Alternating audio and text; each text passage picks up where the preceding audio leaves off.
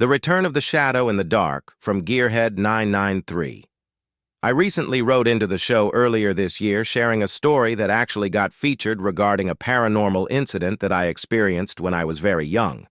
The episode in question was the March 5th episode titled Dragged into the Woods on Unexplained Encounters. About 30-ish minutes in, you'll find Shadows in the Dark, a story that will now live on in infamy. You see, I've always been the type to believe that things always happen for a reason, never by chance.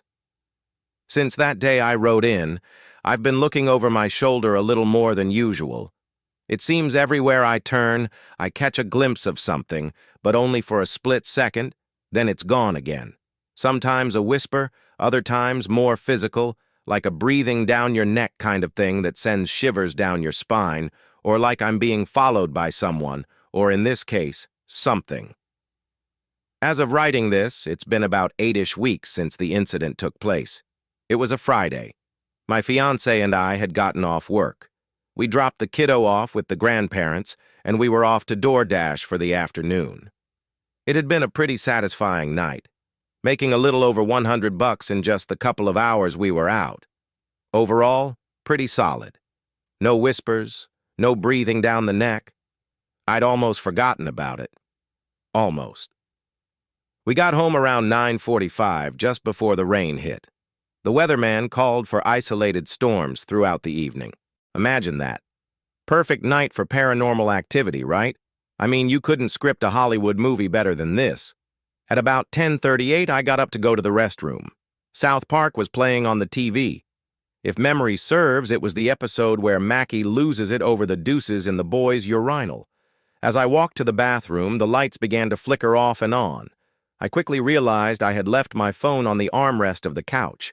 So, I turned back to grab it for a light in case the power went out before I could get back. I made my way down the hallway just past my daughter's bedroom when there was a flash of lightning outside the house, knocking out the lights, followed by a loud crack of thunder that shook the entire home. A moment later, the generator kicked on, restoring the power back to normal.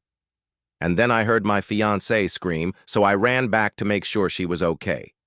That's when I saw it. There, standing in our front doorway, was the shadow. The same shadow man I'd seen years ago as a kid. He was wearing a dark fedora like before, and even had the cane as well, down to the very same piercing red eyes. Only this time, my fiancée saw it too. Now I need to stop here and point out that up until this point, somewhere inside me, I've always felt like the paranormal only affects those that the anomalies tie themselves to. But in this moment, I couldn't have been more wrong about anything in my life. Everything inside me told me to tell my fiancé to run, but I just stood there frozen in place like a deer in headlights. I was shocked by the sight of what stood before me. My past had finally caught up with me, and now I had a decision to make. Fight or flight? What's it going to be? After what felt like an eternity, I got up the courage to speak. What do you want? Why have you come back? I paused, waiting for a response, but it stood there staring at me with burning red eyes, staring into my soul. After a brief pause, I spoke again, demanding to know what it wanted. This time, the shadow raised its cane and pointed it in my direction as if to answer you. My fiancée, in a panic, jumped up and tried to run to safety, but the shadow lifted its cane once again, and suddenly, all the doors in the house closed with one mighty bang. At this moment, I knew I needed some kind of weapon and happened to remember I kept one of those bug assault pump-action rifles in the kitchen. I glanced over, and it was within reach on the counter to my right. I made a mad dash and grabbed it, gave it a quick pump. The shadow lunged in my direction, moving faster than my eyes could follow. It reached out to grab my throat, and I squeezed the trigger. Bam! Square in the torso, there was this shrieking sound, and then it vanished. I looked around, waiting for the entity to reappear, but it was quiet. I glanced over, and my fiancée was hiding underneath her vanity in the next room over in the den. "You all right?"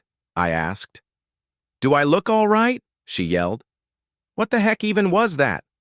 I paused and said, It's a long story. I've been dealing with shadows on and off my whole life. I think tonight's the only time someone else has seen it. She gave me this look and said, "This is crazy. I've never been through anything like this before." She then put her face in her hands and began to cry. I held her as tight as I could and gave her as much comfort as I could. Suddenly, a million thoughts raced into my mind.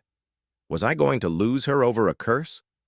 What does this entity even want with me?